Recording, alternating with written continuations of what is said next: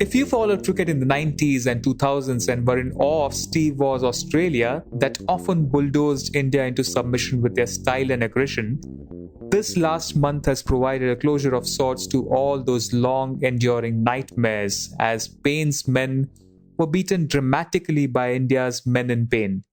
Welcome to Game Time. I am Mihir Vasavda, and we have with us today Sandip, Gopal, and Sriram Veera, a pairing that is cricket writers' equivalent of the Woodies. You can read their fabulous report along with the rest of the Indian Express staff, Sandeep Dwivedi, Shamik Chakrabarti, Devendra Pandey, Vishal Menon, and the others on IndianExpress.com. Sriram Veera, I'll start with you because we discussed the first thing after the Adelaide test, the debacle of 36 all out. And it didn't look very bright, the picture back then. Now, as the dust settles on this historic series win, how do we put it into perspective? Each sporting team has got a quality. It takes a character to it. Sort of comes to be known, defined by that quality. And I think what this team will be known for, the fight, it will not only rub onto this just the playing 11. Will spread across. That would be its legacy. When I mean spread across, it will spread across not just Ranji teams or something. It spreads across, spills over to the, across the country where the kids are playing, to the grassroots. I'll tell you why. Because a good example is there's one shot Javed Miandar played in Pakistan, in Sharjah. Okay, it was just one last ball finish, 1-6.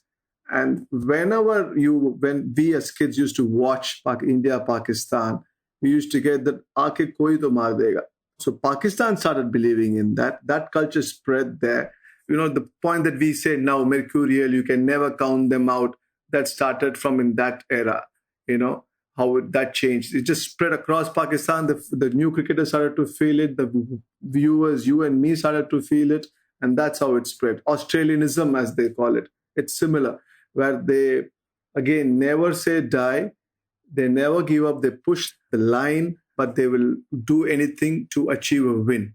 So that happened through a series of matches.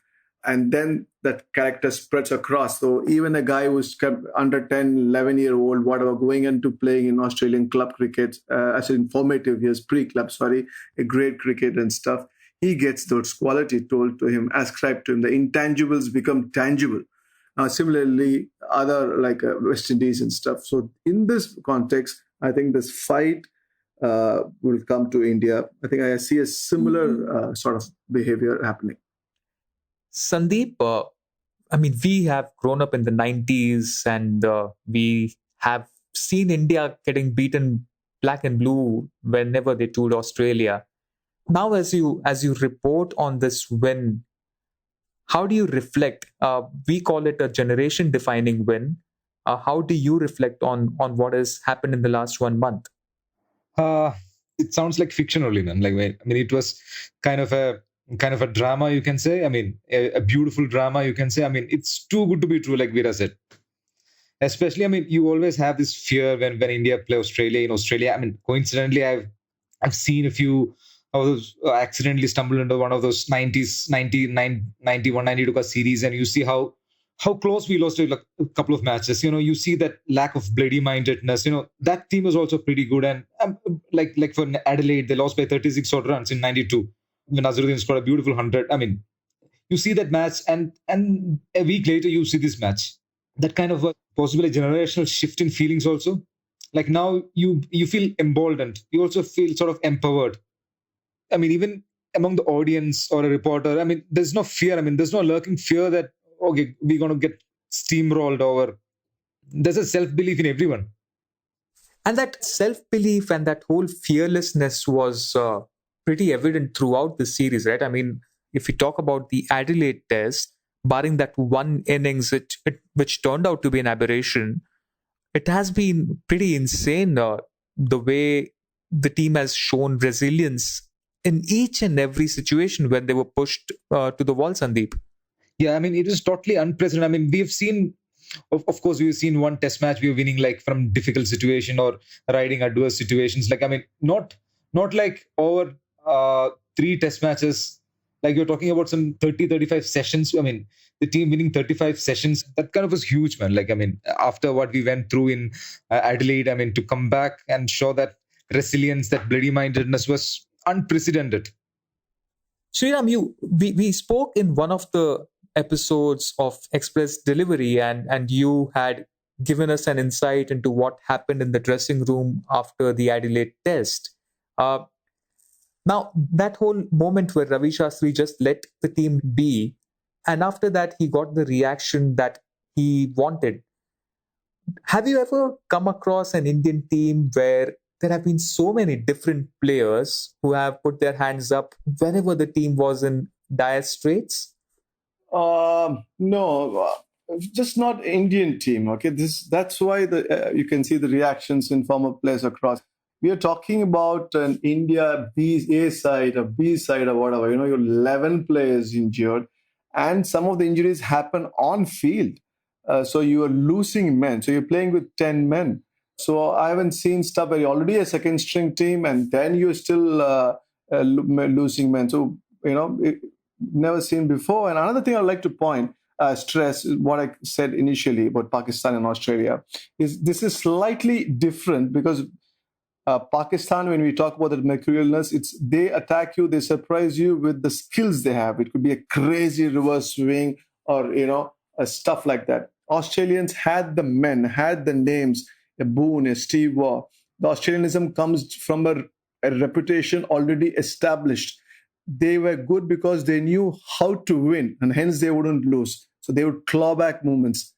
So Pakistan was a mercurial skill. Australia knew how to win because they already established. This Indian team was neither.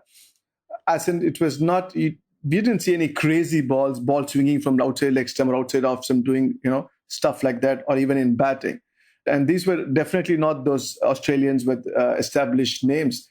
There was no reputation. They didn't have. They were earning one. This is the process, the journey where they've earned it. This is the process where they're even learning the craft. You're talking about Natarajan or Siraj or anyone, Shardul even. It's just a second test match.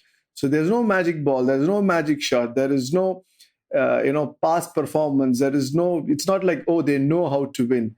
Where does this then bottom, where could they scrape from this barrel what they have dug deep inside? And I think they've surprised themselves, surprised us. And so hence this acquiring of an aura is even more, it's a wondrous achievement that it will take a while to sink for the players and for the rest. And this whole thing about Rani's captaincy, it just blend in so beautifully, right? I mean, हमने कितना कम देखा है जहां पर captain stays in the background but still is calling the shots very smartly. What do you think were the most influential decisions, Sriram, that Ajinkya Rahane took on field, which turned the tide in each and every match?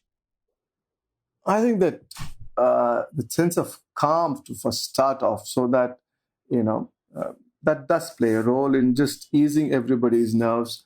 And I think also they purposely they benefited from the loss of an Adelaide, as in how bad the loss was. 36 when you go down, suddenly the only way is up, and the expectations of Kohli is gone, players gone. So that also I think played a part. So and then on field, I think his first good move I remember was giving Ashwin round about 10th or 12th over or whatever he did pretty early on in the piece in that second test. That was the first good move because he's an attacking captain. We saw this in the earlier test in Australia against Australia in 2017 in Dharamshala as well.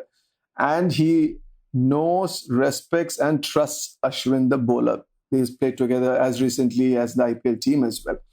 So to bring him on early, to understand that the moisture and the effect of it, the early first session, it's good to try your premier bowler, have that. So that was his first good move, I think. And it was a very important move because Ashwin struck early and Ashwin found, the Australians knew that now the Ashwin threat was out there.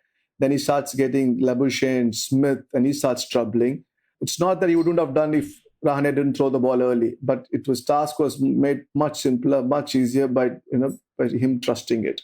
Some of the rest, I would the bowling plans, the leg side trap, it might go down. I would put it down definitely to Bharat, Arun, and Ravi Shastri and co, because those plans, it is beyond, not beyond. So even if Kohli was the captain, you would have seen that plan. It was a pre-series plan decided here. So I'll put that to Bharat and Arun and stuff like that. So those plans worked. And then since Rahane is always an attacking guy, you could see him where he handles Siraj. Even when Siraj is hit, or even as recently when Natarajan got hit in the new spell. So he gave it calm, he stays there, gives it two more overs in that scenario where another captain might pull him off. And he was always attacking the Melbourne. Ashwin out, then the second session there comes, and then he goes back to Bumrah. It was very clear, identified it will be Bumrah and Ashwin will be the key there. So he was rotating the others because the others were all finding their feet.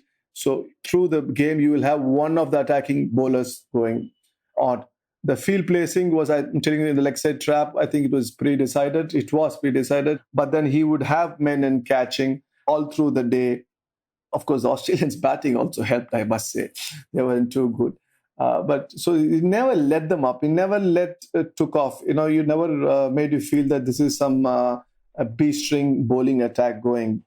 Because of the preconceived plans and because of the way he kept on attacking with these men, you could have just pushed men back and tried to defend with a newbie when newbie was bowling. That didn't happen, not even once. They kept attacking whenever, irrespective of who were bowled, because they had a plan. It was easy for a newbie to bowl because unlike before, now you're saying, okay, we have to bowl within line of the stumps, middle and leg. Two fielders are there, square leg is there, leg gully is there, short mid wicket is there. So you've given him direction. So he knows now anything else here. And these bowlers, mind you, come through IPL and whatnot playing this. So if you give a channel and a line, they bowl well because they know, because otherwise they get hit.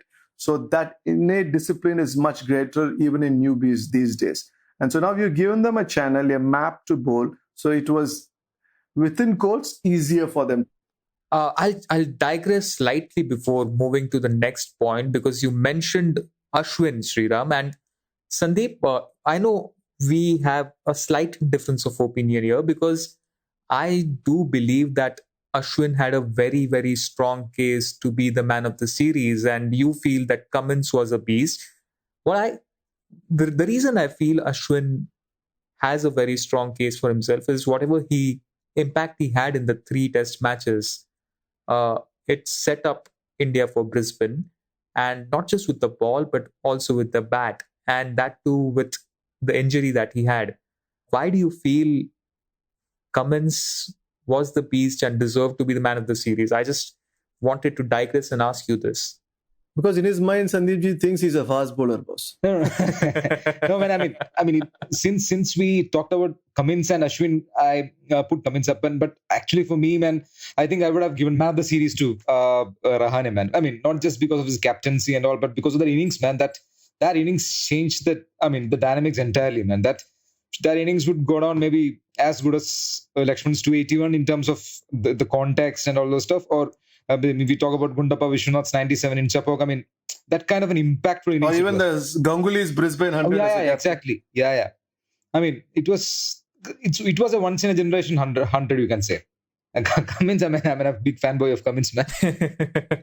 Yeah. But then if you were to mention Rane's one innings, then I'd again raise, if you raise Rahane, I'll raise a punt to you, because his 2 innings were fabulous, and that eventually led India to the series win. Yeah, man. I mean, it was like, it was a beautiful sum of a lot of beautiful parts.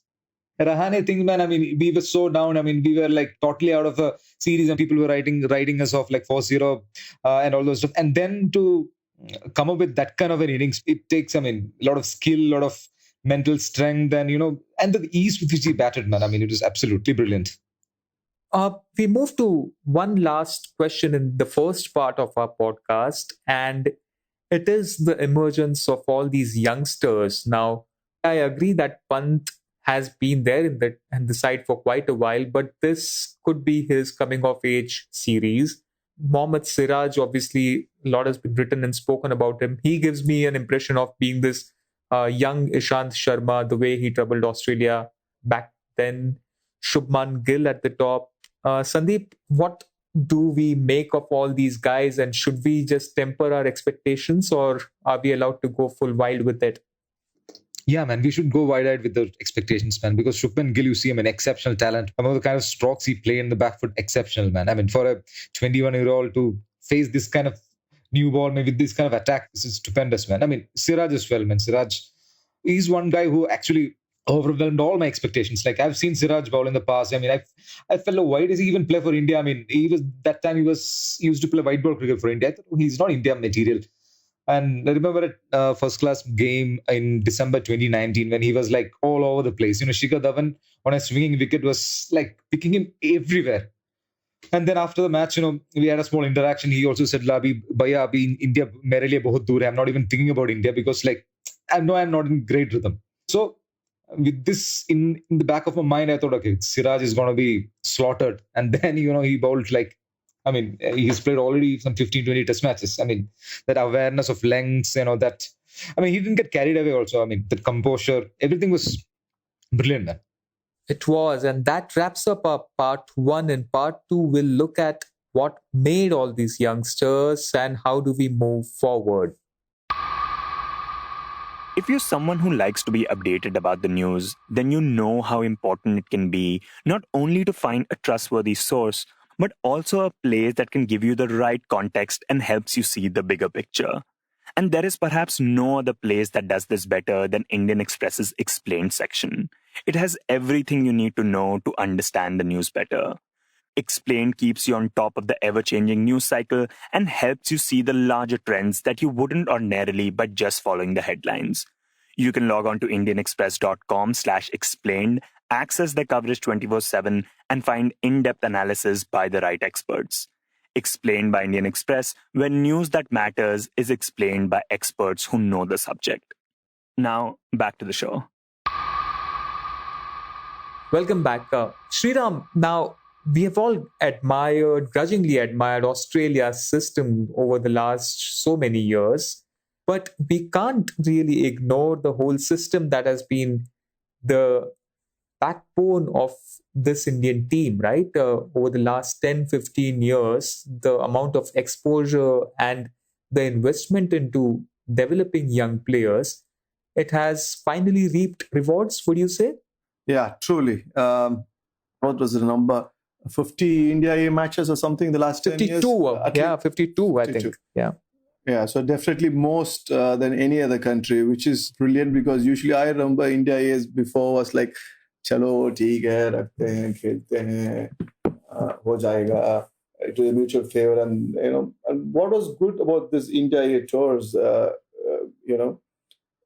they planned it well. They had it overseas. At times, they would try to, let's say, send, if India is playing England in July, they would send the A tour to have, 3-4 months before there, in case you're going to pick people from there. So it was planned. They tried to give as much as possible, which was very, very good. The use of India is returned because in beach mein chala gaya tha. Pehle tha, and in between it had gone off, the significance, importance. So that came back.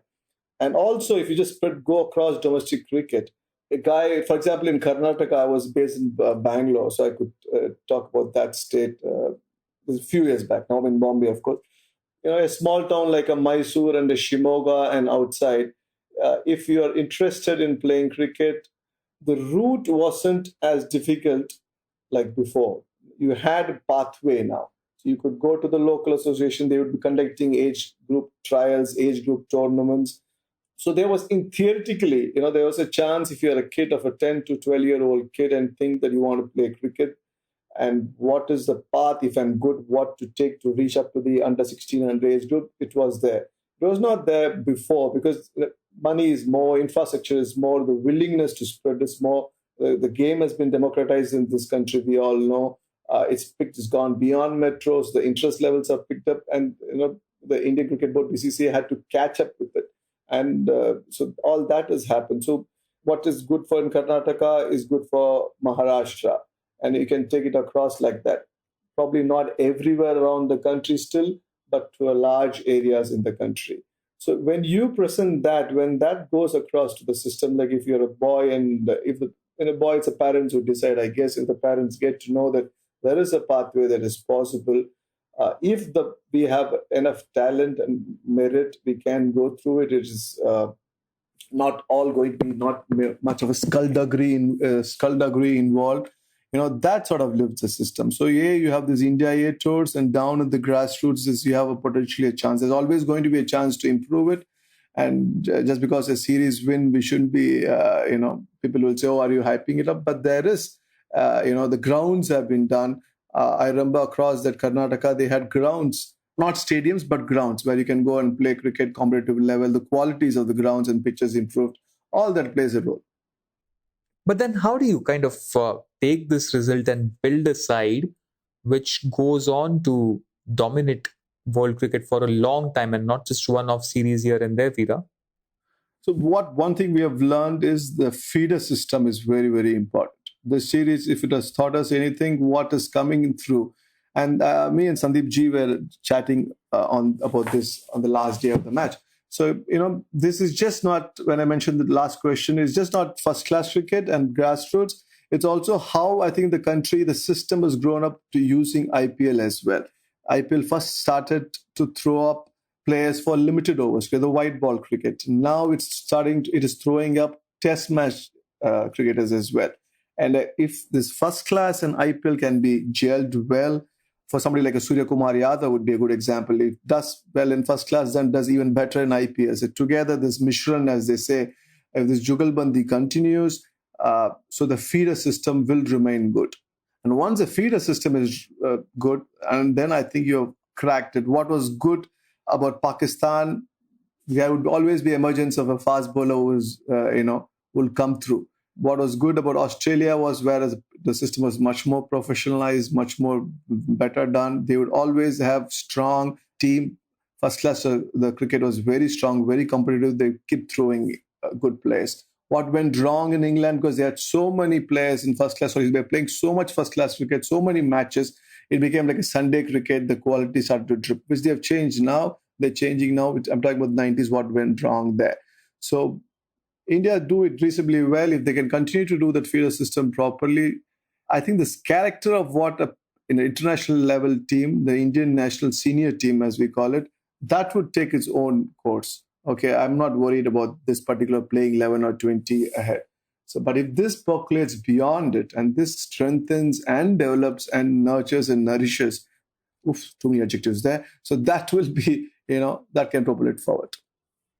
But if we look at the immediate future, Sandeep, and focus on this particular team, not just in tests, but also in T20. Now, do you think there can be a serious debate about Kohli's captaincy? Like Rohit Sharma has already been touted as the next captain for the T20 side. Now, Rane has shown what he can do in the test matches.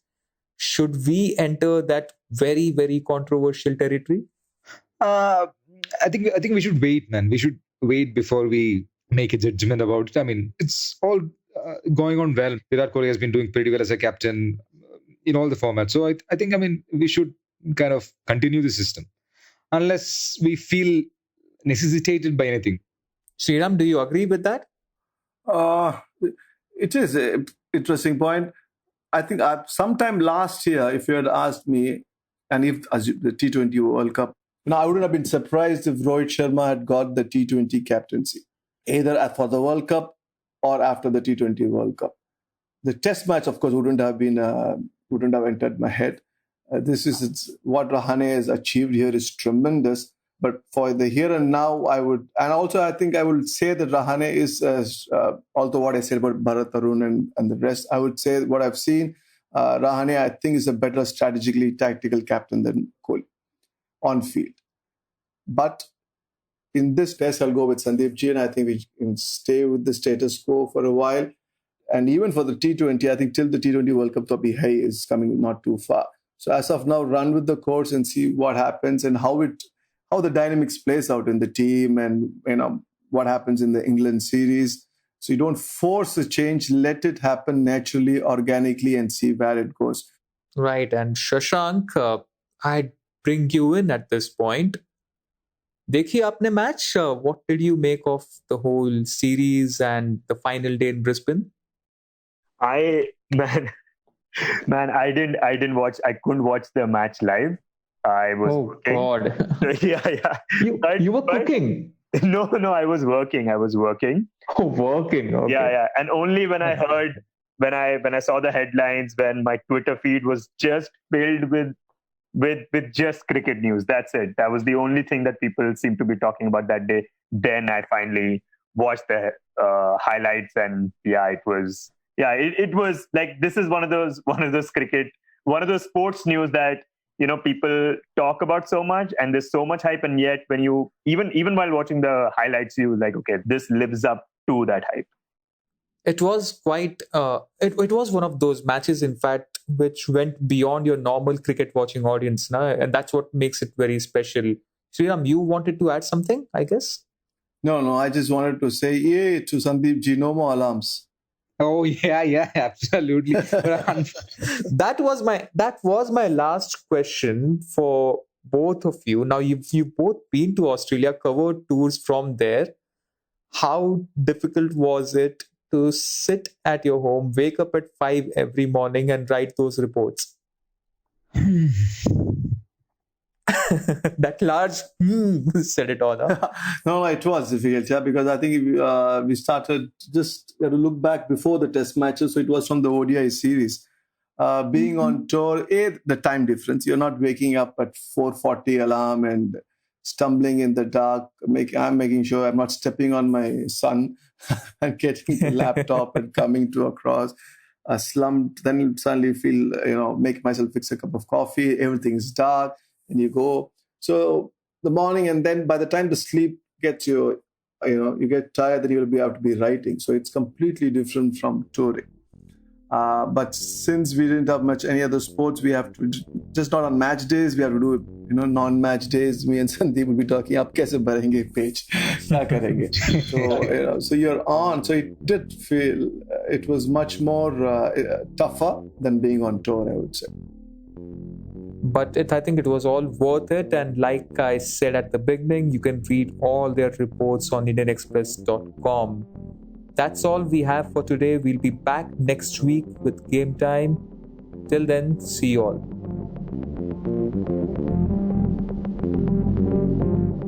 You were listening to Express Sports by the Indian Express.